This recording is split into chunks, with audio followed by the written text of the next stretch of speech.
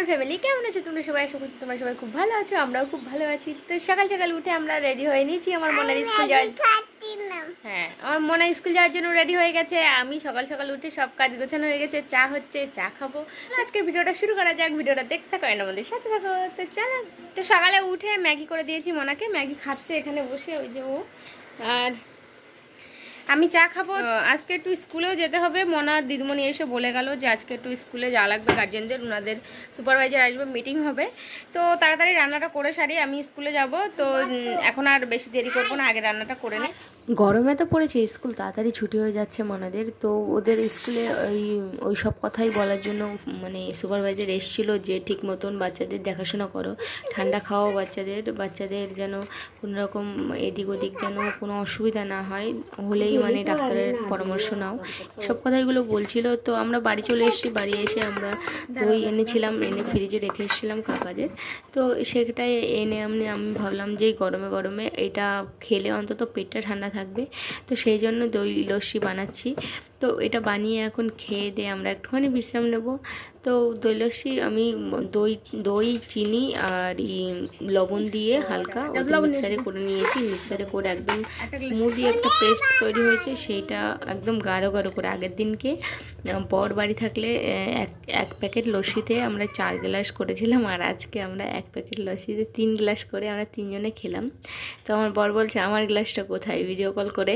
তো আমি বলছি তোমার গ্লাস আজকে আমরা 3 জনে ভাগ করে খেয়ে নিচ্ছি।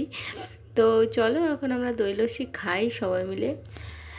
আগে আমি টক দই ছুঁয়েও দেখতাম না, কিন্তু এই বছর কি হয়েছে জানি না, টক দই আমি নিজে একদম মানে নিজে আনাচ্ছি, নিজেই আমি বানিয়ে নিজে সবাইকে খাওয়াচ্ছি, আমিও খাচ্ছি। তো টক দই এখন আমার খুব ভালো লাগছে, জানি না গরমের জন্য মনে হয়। তো আমি আগে একদমই খেতাম না। আর এই স্ট্রগুলো আমার মনার জন্য নিয়ে এসে রেখে দিয়েছি, ওর এইটা হলে সুবিধা হয় খেতে। ওকে আমি বললাম যে মিটকেসে আছে নিয়ে আয়, ও গিয়ে একা একা বের করে নিয়ে আসলো। বললাম না 4 গ্লাস বানানোর জায়গায় 3 গ্লাস করেছি, ওই জন্য আমি সবাইকে সেদে বেড়াচ্ছি, আর কেউ নেবে আর একটুখানি বেশি হয়ে গেছে।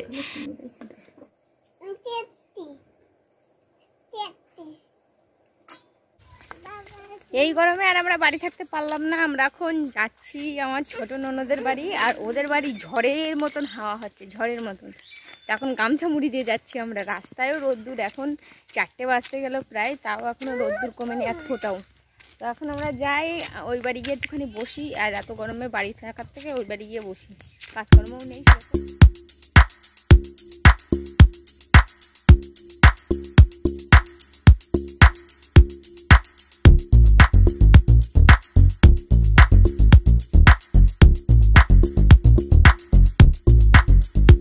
তো আমরা ছোটিদের বাড়ি চলে এসেছি, এসে দেখি অবাক কাণ্ড, পায়রার পায়ে দেখে চুড়িও পরে পায়রা, আমি আজকে প্রথম দেখলাম, ওই জন্য তোমাদেরও দেখাই। দেখো পায়রার পায়ে ও দুটো পড়েছে, 4টে করে এক একজনের চুড়ি পড়েছে। ওই দেখো যে নামলো সেও চুড়ি পরে নামলো, মানে সত্যি। আর এই পায়রাগুলো আমার ভাইয়ের, মানে আমার দেওরের, ও এই পায়রাগুলো পুষেছে ছোটদিদের বাড়ি, ওই পায়রার পায়ে চুড়িগুলো ওই পরিয়েছে। তো কেমন লাগছে চুরি পরে পায়রাগুলোকে অবশ্যই কমেন্ট করে জানিও।